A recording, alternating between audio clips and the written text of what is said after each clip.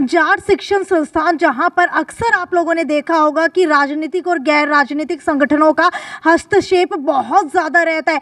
चाहे अगर जाट कॉलेज के अंदर एक्सटेंशन लेक्चरर्स की बात की जाए, या फिर हुड़दंगबाजों की बात की जाए, या फिर जो है प्रिंसिपल के द्वारा प्रताड़ित करने की बात की जाए, या फिर कॉलेज की ही एक टीचर को कमरे के बंद करने की बात की जाए, तो आपको बता देते हैं ऐसे मामले पिछले कुछ दिनों से बहुत ज़्यादा चर्चाओं के अंदर रहे हैं।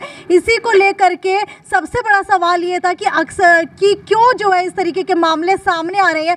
तो आपको बता देते हैं इसका सबसे मुख्य कारण ये था कि जाट शिक्षण संस्थान के अंदर कोई भी प्रबंधक समिति नहीं थी। लेकिन अब आपको बता देते हैं कि जाट शिक्षण संस्थान की प्रबंधक समिति को लेकर के कल यानी कि 28 मार्च को सीआर लॉ कॉलेज के अंदर चुनाव होने वाले हैं। हालांकि जाट शिक्षण संस्थान के ये चुनाव हर 3 साल के अंदर होते हैं, लेकिन इस बार 3 साल नहीं बल्कि 5 साल के अंदर हो रहे हैं, क्योंकि पहले 2020 के अंदर भी ये चुनाव हुए थे। लेकिन इसके बाद जो है ये मामला कोर्ट के अंदर चला गया था। उसके बाद अब यानी कि 2023 के अंदर ये चुनाव होने जा रहे हैं। जाट शिक्षण संस्थान के अंदर चुनाव होने जा रहे हैं, जिसके अंदर मुख्य तौर के ऊपर 4 पैनल खड़े हैं।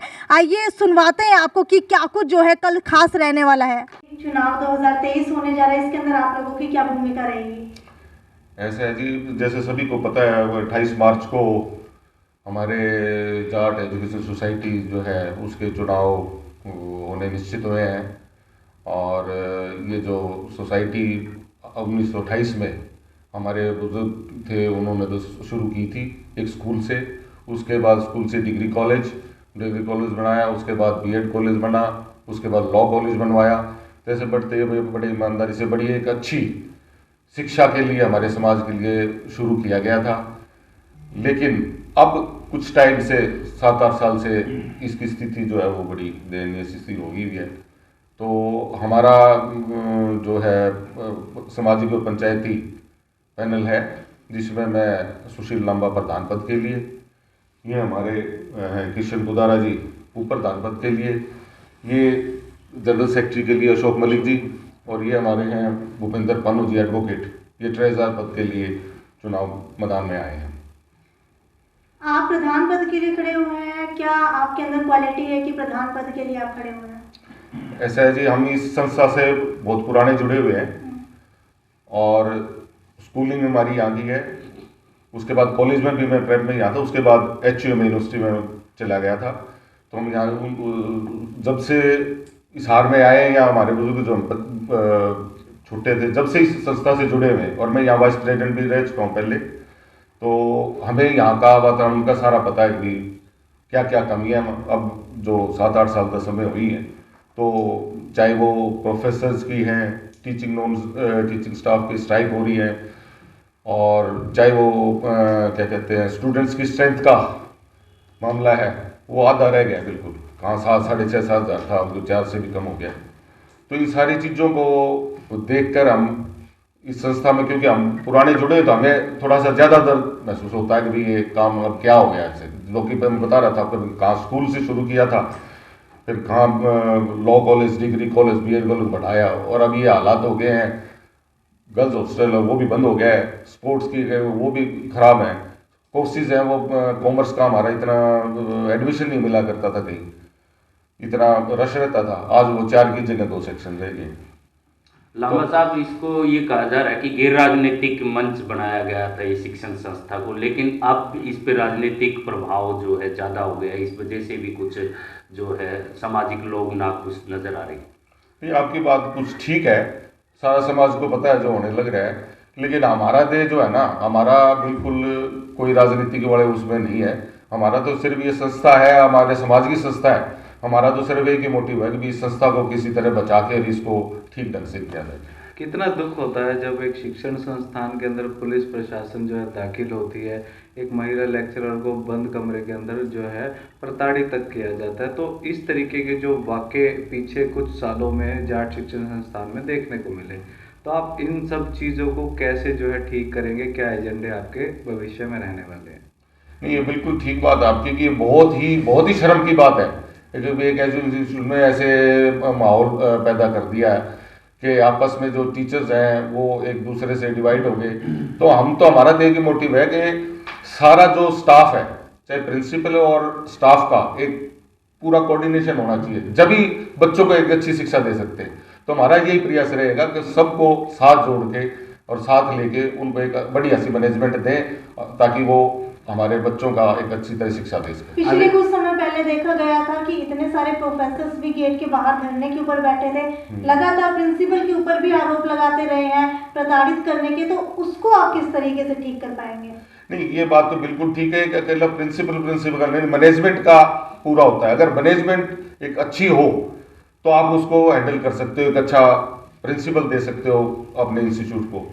ये सारा हम इस हिसाब से करेंगे, एक परमानेंट प्रिंसिपल, एक बढ़िया प्रिंसिपल लेके आएंगे, ताकि वो एक ठीक ढंग से, क्योंकि एजुकेशन के अंदर क्या है कि प्रिंसिपल जो है ना, मैनेजमेंट तो ये कर सकती है कि अच्छा प्रिंसिपल दे सके, वो प्रिंसिपल की ड्यूटी है कि वो अपने स्टाफ के साथ बिल्कुल एक कोऑर्डिनेशन बना के उसको अच्छी तरह माहौल बना के उसको रखें। आपने अपने पैनल का जो नाम दिया है सामाजिक पंचायती पैनल, इसी तरह से एक पैनल का जिक्र हमने जाट धर्मशाला में किसान संगठनों ने एक पंचायत करके एक प्रेस वार्ता करके जानकारी दी कि हम एक पंचायती उम्मीदवारों को समर्थन कर रहे हैं। तो क्या सभी पैनल सामाजिक और पंचायती हैं, तो किसको ज़्यादा वो माना? नहीं, वो कांग्रेस के एक्चुअली तो क्या था, वो एक छोटे से ग्रुप ने वो बना के अपना कर लिया, उसमें मेरा नाम था।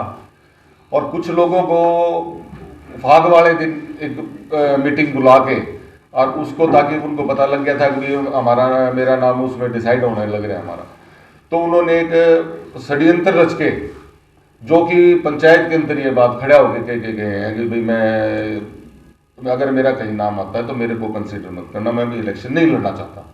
उसके बावजूद ऐसी क्या नौबत आ गई थी कि अचानक वो फाग वाले दिन, जब आपको पता है कि अपना त्यौहार था ऐसा, उसके अंदर ऐसा करके और उसको खड़ा कर दिया, जबकि वो खुद मना कर रहे हैं।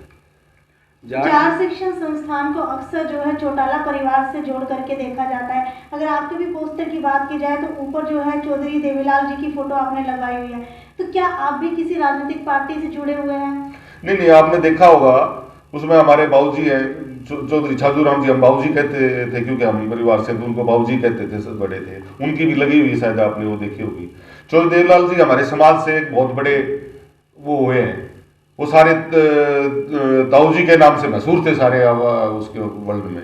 तो आप ये कहना गलत है आपका भी वो एक पर्टिकुलर आप कोई नाम दे।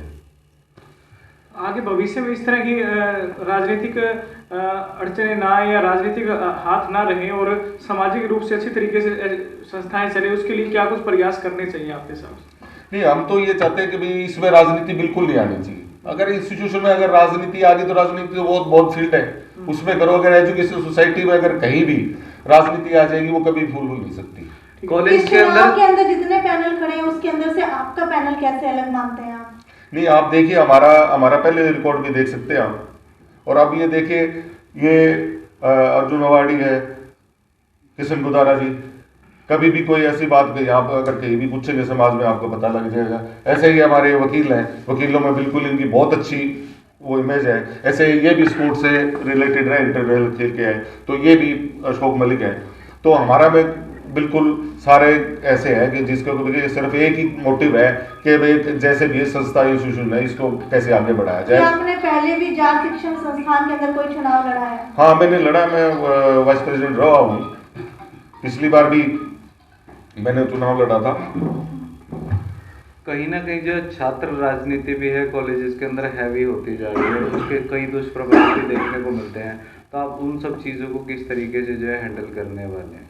नहीं, देखो राजनीति की बात है, देखो अगर कोई वेलफेयर स्टूडेंट्स के लिए अगर कर रहे हैं वो तो बात ठीक है। अगर कोई राजनीति वाली बात आती है वो बिल्कुल भी वो अच्छी नहीं है, वो नहीं होनी चाहिए। लांबा साहब, राजनीति बगैर कोई अछूता नहीं है, चाहे आप हैं चाहे और हैं, लेकिन राजनीति को इतना बुरा इस शिक्षण संस्थान के लिए क्यों माना जा रहा है? इसके कारण नहीं, वो तो सारे समाज को पता है कि जो पीछे हालात हुए हैं ना, इसकी वजह से माना जा रहा है। वो सारा समाज को पता है कि कैसे क्या चल रहा है। शहर के अंदर काफी सारे कॉलेज है, लेकिन अगर जब भी जाट कॉलेज की बात आती है तो कहीं ना कहीं उर्दनबाजों का नाम सबसे पहले आता है, तो उसके ऊपर आप किस तरीके से कंट्रोल कर पाएंगे? नहीं, वही बात कह रहा हूँ ना मैं, अगर मैनेजमेंट अच्छी होगी करने के लिए होगी तो फिर वो ऐसी नौबत ही नहीं आएगी। तो पिछले इतने सालों से कोई भी मैनेजमेंट सही नहीं रही। नहीं, पीछे अगर रिकॉर्ड देखेंगे 8-10 साल के, उससे पहले कभी भी ऐसी हुड़दंगबाजी का कोई भी ऐसा माहौल नहीं था। चुनाव कल किस समय शुरू होने वाले हैं, कितने मेंबर होंगे जो इसका मतदान करेंगे? इसमें जो चुनाव शुरू होएगा 9 बजे और 4 बजे तक चलेगा समय है, और 296 डेलीगेट्स हैं जो चुनाव में भाग लेंगे। आपका चुनाव चिन्ह क्या है? हमारा चुनाव चिन्ह जग है जी। जाट लॉ कॉलेज के जो पिछले इलेक्शंस हुए थे हाँ जी। उसमें फेक वोटिंग या जो है का एक मामला सामने आया, तो क्या इस तरीके के कुछ मामले हो सकते हैं या कुछ होंगे, तो उसके लिए आपने क्या इंतजाम एक किए? इंसान कई बार भी वोट डालता है। हाँ वही है, अब की बार ऐसा नहीं होगा। एक तो बात हुई थी यार सबसे, वो कोई भी वो क्या कहते हैं आई कार्ड होगा वो बनवाया हुआ है। नंबर 2 बात है, कोई मोबाइल अंदर यूज नहीं होगा।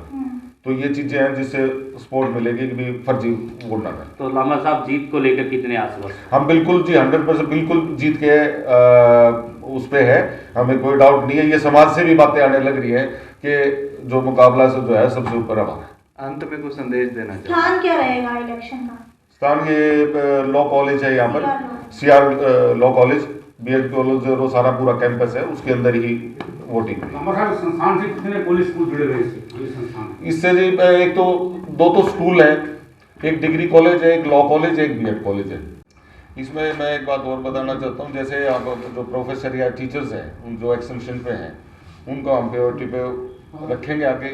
और ऐसे ही जो कि स्कूल में जो कि 48 महीने हो गए, बहुत बड़ी बात है, उनको जो सैलरी नहीं मिल रही, इन चीज़ों में बहुत अच्छे ज़्यादा गौर करके, ताकि बच्चों सैलरी अगर स्टाफ को मिलेगी तो एक अच्छा एटमोसफियर बनेगा ताकि वो बच्चों को पढ़ा सकें। इन चीज़ों पर भी हम पूरा ध्यान।